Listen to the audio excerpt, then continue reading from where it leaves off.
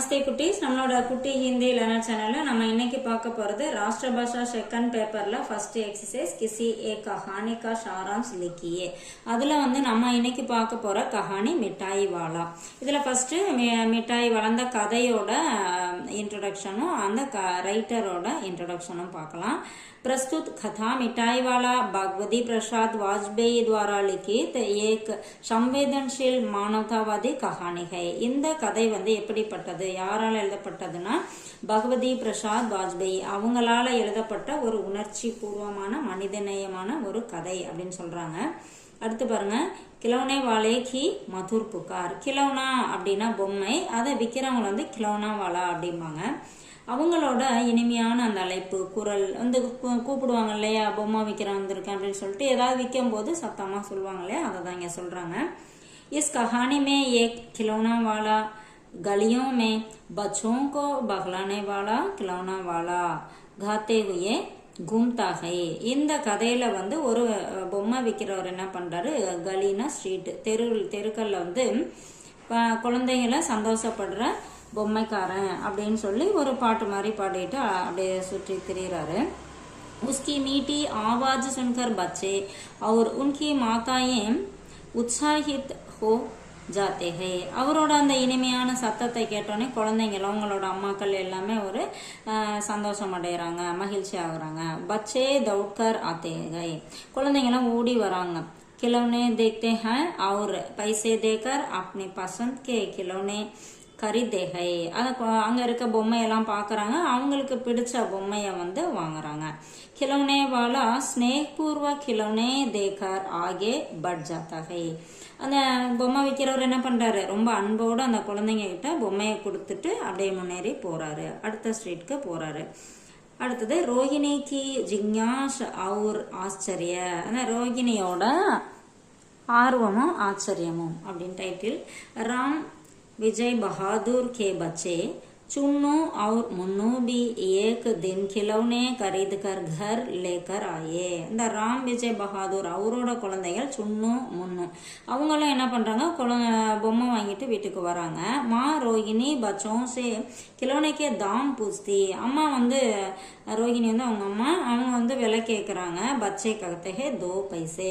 பசங்க சொல்றாங்க அந்த குழந்தைங்க 2 ரூபாய் அப்படின்ட்டு. அதாவது அந்த காலத்துல, இது முன்னாடி நடந்தது இல்லையா, அப்ப 2 ரூபா அப்படின்னு சொல்றாங்க. வஹ் सोचती लगी कि खिलौना वाला इतना सस्ता कैसे दे गया. இந்த பொம்மை விற்கிறவர் எப்படி இவ்வளோ மலிவா, சஸ்தானா மலிவா கொடுக்க முடியுது அப்படின்னு சொல்லிட்டு யோசிக்கிறாங்க. முரளி வாலே கி தஸ்தக் அவுர் பஹ்சான். அதாவது முரளி வாலானா என்ன, புல்லாங்குழல் விற்கிறவங்க வராரு திரும்ப.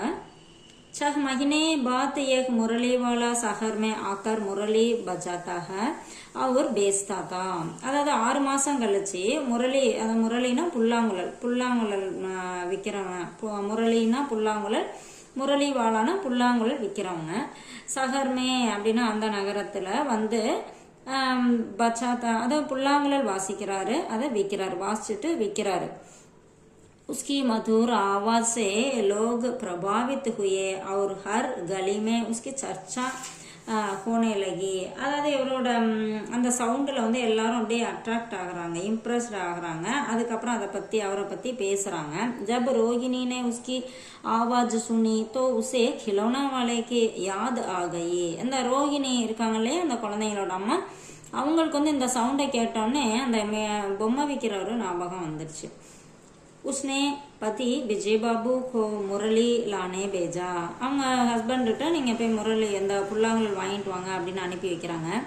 वे मोलबाग के बहाने मुरली वाले से कई बातें करते हैं और मुरली लाकर देते हैं. அதாவது இவங்க அந்த பேரம் பேசுற சாக்குல, மோல்பா அப்படின்னா பேரம் பேசுற சாக்குல அவர்கிட்ட கொஞ்சம் விஷயங்கள் பேசுறாங்க. பேசிட்டு பொம்மை வாங்கிட்டு வராங்க. ரோஹிணி கோ மக்சூஸ் होता है कि यह मुरली वाला वही पुराना खिलौना वाला है जो बच्चों से बहुत प्यार से बात करता था. இவங்களுக்கு வந்து அடையாளம் தெரிஞ்சிருது. ஏற்கனவே இந்த குழந்தைங்கள்ட்ட ரொம்ப அன்பா பேசி பொம்மையெல்லாம் வித்த அந்த பொம்மைக்காரர் தான் இந்த புல்லாங்குழல் விற்கிறவரும் அப்படிங்கிறது அவங்களுக்கு தெரிஞ்சு போயிருது. அடுத்து 5th ஒன் பாருங்க, மிட்டாய் வாழைக்கு ரூப்மே புனக் ஆகமன். அதாவது மிட்டாய் விற்கிற ஆளா, மிட்டாயினா ஸ்வீட் விற்கிற ஆளா திரும்பவும் அவரோட வருகை. 8 महीने के बाद सर्दी में रोहिणी को गली से बच्चों को बखलाने वाला मिठाई वाला की आवाज सुनाई थी. அதாவது 6 மாசம் கழிச்சு அந்த ஒரு குளிர்காலத்துல அந்த ஸ்ட்ரீட்ல வந்து குழந்தைகளாம் மகிழ்விக்கக்கூடிய மிட்டாய் வாழா வந்திருக்கேன் அப்படிங்கிற மாதிரி ஒரு பாட்டு மாதிரி பாடிட்டு வராங்க. அது வந்து அந்த சவுண்டு இவங்களுக்கு கேக்குது ரோஹிணிக்கு. ஆவாஜ் பஹ்சான் कर वह दादी से कहते हैं कि मिठाई वाले को बुलाए.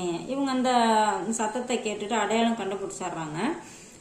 அவங்க பாட்டிகிட்ட சொல்றாங்க, அந்த மிட்டாய் விற்கிறவரை கூப்பிடுங்க, ஸ்வீட் விற்கிறவரை கூப்பிடுங்க அப்படின்னு சொல்லிட்டு.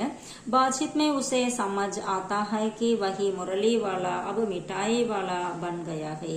அதை பேசிட்டு இருக்கும்போது தெரியுது அந்த புல்லாங்குழல் வித்தவர் தான் இப்போ அந்த ஸ்வீட் விற்கிறவரா வந்திருக்காரு அப்படிங்கிறது தெரிஞ்சிச்சு.